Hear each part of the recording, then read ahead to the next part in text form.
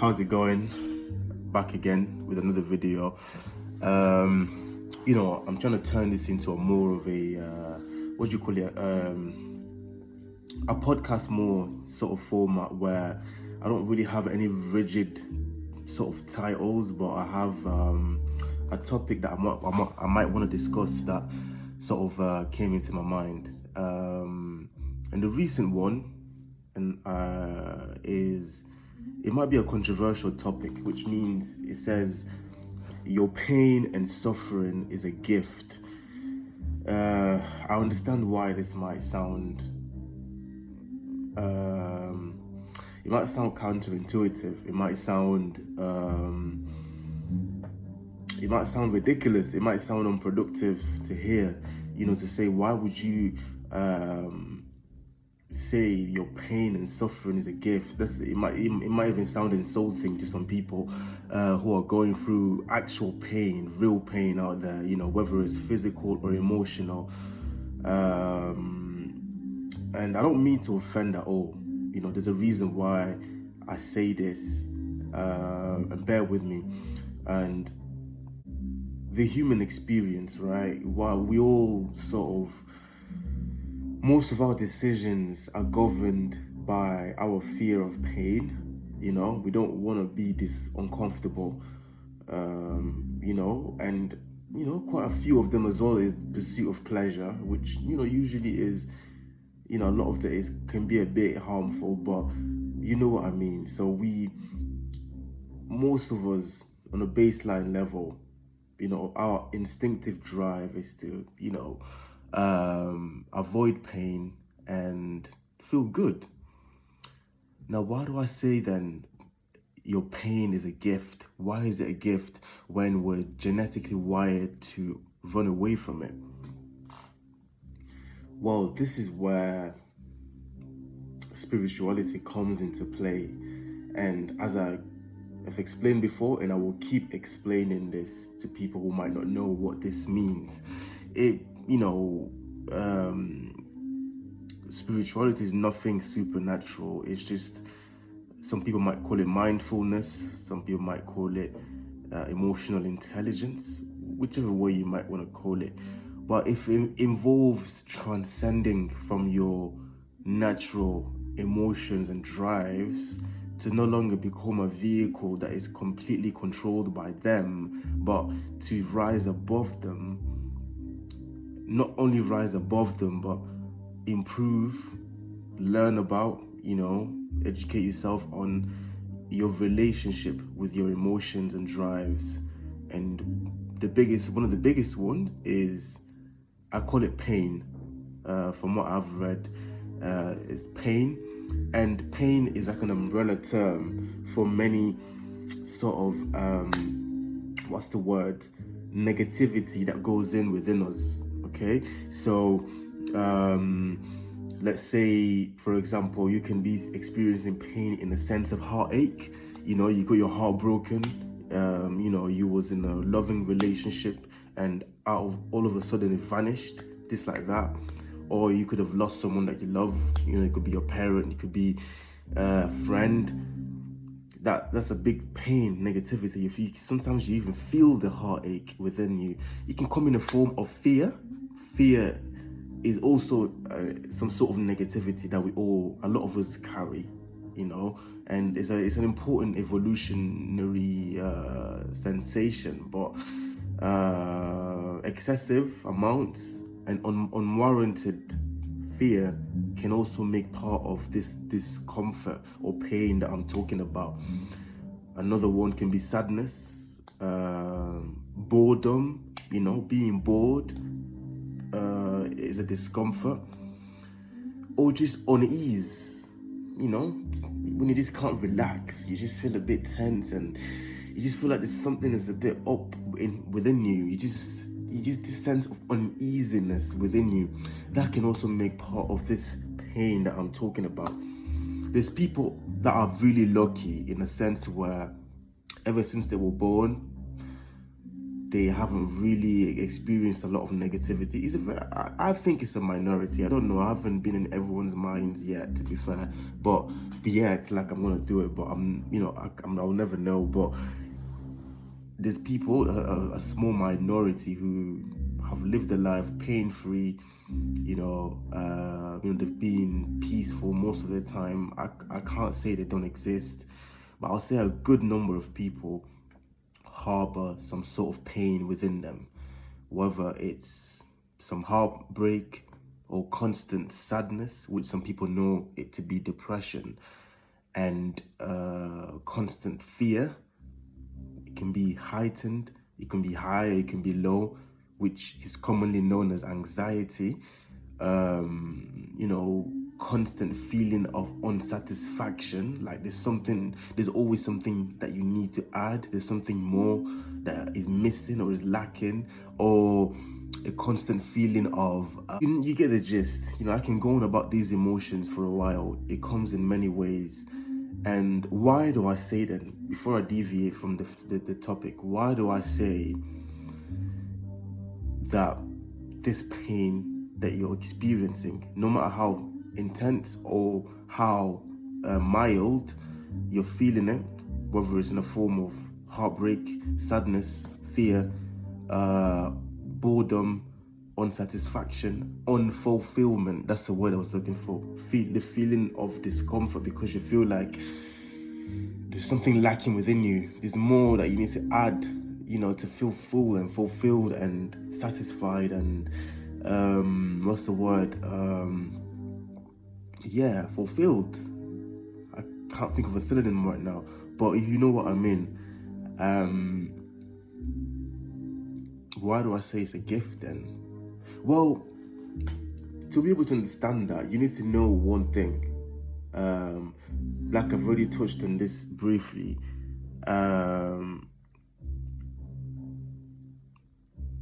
No life situation is ever pain-free, and like I mentioned on my previous video, that we should not be seeking for some sort of happiness, because that comes and goes. You will experience different scenarios in your life that you may interpret as negative, which will cause you to be unhappy. And some things are negative by default. If I lose an arm, I would interpret it as negative and I will feel unhappy about it and I will be entitled to. But at the same time, it's going to come within a place of acceptance and peace towards what is. And I've mentioned that on my previous video. If you want to know the difference between peace and unhappiness, just go and watch the other video. I'll link it right there. But anyways, back to the topic. So we talked about pain is always here. Okay, the Buddhists talked about it. They called it the dukkha, which I might have pronounced it wrong, but what the Buddhist was trying to say is, in most life situations, you're going to experience pain anyways.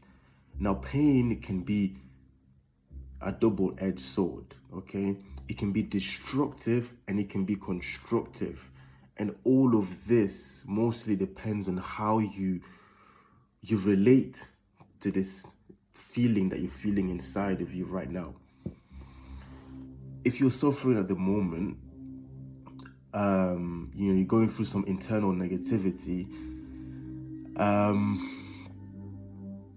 first of all, forgive yourself, okay? That's step number one. Forgive yourself. That pain, I haven't told you why I think it's a gift yet, but the step number one you need to do is forgive yourself, in a sense, say, okay, this is the human experience, okay? I'm experiencing what most humans would experience sooner or later or at some point in their lives. So there's nothing special or you're not a victim, you're not a special victim, you are experiencing what most people will experience, okay? And that should hopefully lift some burden off your shoulder. And then what you need to know is you need to learn how to improve the relationship you have within yourself. So how to improve the relationship of you and this feeling that you're feeling inside. You know, this is how you're going to make this pain beneficial to you. This is how you're going to uncover the gift within it.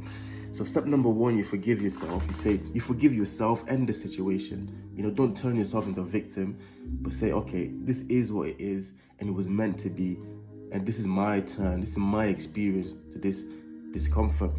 And this can be done in an atomic level. It can be done with acute pain and stresses in your daily life and your daily moments where you keep doing this, or it can be, when I say not acute, but like minor ones, and then acute, the big ones. You know, a lot of us have an underlying baggage of emotions within us, and you can also apply this with them as well. You know, this act of forgiveness and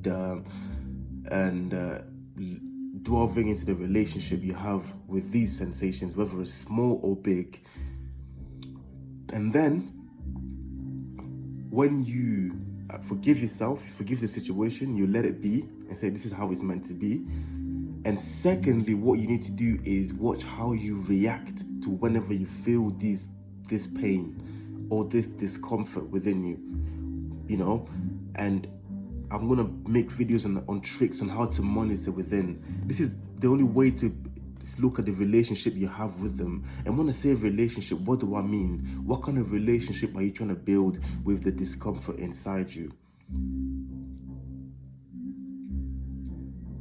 Well, you're trying to improve your relationship with it by improving the way you react to these things.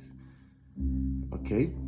By changing the way you're reacting from resistance to acceptance and, what word can I use? Reflection. So before, you used to resist whatever is going on inside you. So this resistance mostly happens subconsciously. You wouldn't realize it. It's the notion in your head of, I feel bad and I should not be feeling this way. When you create that notion in your head, whether it's a small or big thing, you turn it into a problem. You turn the already existing discomfort and pain into a problem. And then when you turn it into a problem, your body also reacts. It sends some unfortunate hormones, some stress hormones into your system. And then it feeds the emotions some more. And then the emotions flares up. And then what do you do again? You resist. And then what do people do in this situation? It's a vicious cycle. They will engage in some drugs or alcohol or distraction with their phones. Watch yourself whenever you pick up your phone. You do it unconsciously, but if you watch how you were feeling before you picked up your phone, it's usually a stress response coming from resistance. So you stop resisting. I know it can be complex. I'm not sure how you're perceiving this right now, but so you stop resisting it. And how do you stop resisting is by, maybe this is for the next video, okay? It's too deep on how to sort of stop resisting your inner pain, your inner discomfort. But the best way is acceptance. This is the opposite of resistance. You accept, and then you say, okay, this is how I feel, this is how it's meant to be. And then, so you've done the step one, you stop resisting. And at step two, to improving the relationship with your pain, is to accept, okay, you stop resisting in your step. And then step three is reflection. So use your pain or your discomfort or any negative sensation within you, use it for how it was created for what it was created for. And they were created to alert you of a potential danger or